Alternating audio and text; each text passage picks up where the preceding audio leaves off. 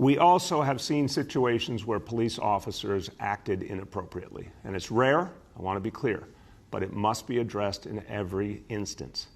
Now, I want to take a step back and talk about a very troubling video from the night before last of two police cars moving through an intersection, moving through a crowd that was so troubling to the people of this city. And I spoke to it, and I spoke from the heart about what I saw, but what I also knew had been happening in that day and the day before, including very dangerous situations where the lives of our officers were in danger.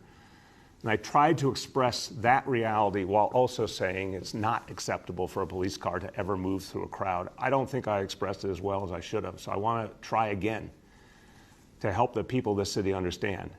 There is no situation where a police vehicle should drive into a crowd of protesters or New Yorkers of any kind. It is dangerous. It is unacceptable. This was an extremely aberrant situation. And there were extenuating circumstances, I believe, because of incidents that had happened earlier. And I understand why the danger that there could have been a much bigger conflict there was looming. But it is still not acceptable for our officers to ever drive into a crowd. This incident is under investigation as we speak, both within the NYPD and by the independent review that I have set up with our Corporation Counsel and our Department of Investigation Commissioner. There's going to be, in each and every instance where an officer did something wrong, and we've all seen the video of an officer pushing a young woman to the ground. We've seen the video of an officer opening a car door and hitting a protester. All of these matters are under review right now. They need to be speedy reviews. Discipline must be meted out in any case where it is merited.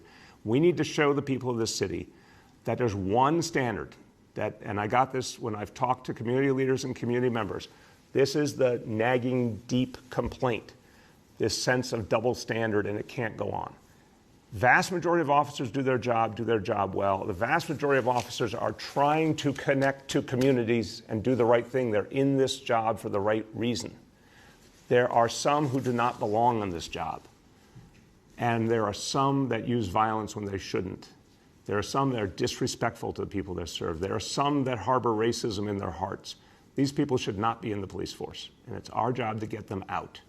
So any situation where an officer does something, even in the context of protest and a tense situation, they do something offensive and inappropriate, there must be immediate investigation, there must be the appropriate penalty, and that penalty can include all the way up to being removed from the police force.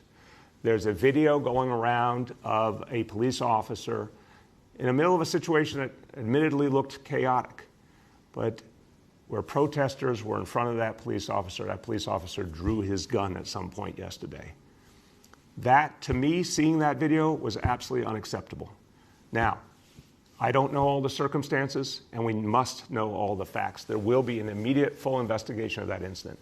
But I can say, as a New Yorker, as your mayor, as someone who understands that the vast majority of protesters are there peacefully, and even those who do have that violent intent are still human beings, we have to always know it is not the place of an officer to pull a gun in the middle of a crowd, knowing that there are peaceful protesters in that crowd.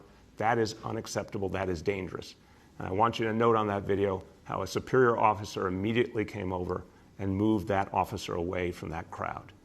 That officer should have his gun and badge taken away today. There will be an investigation immediately to determine the larger consequences.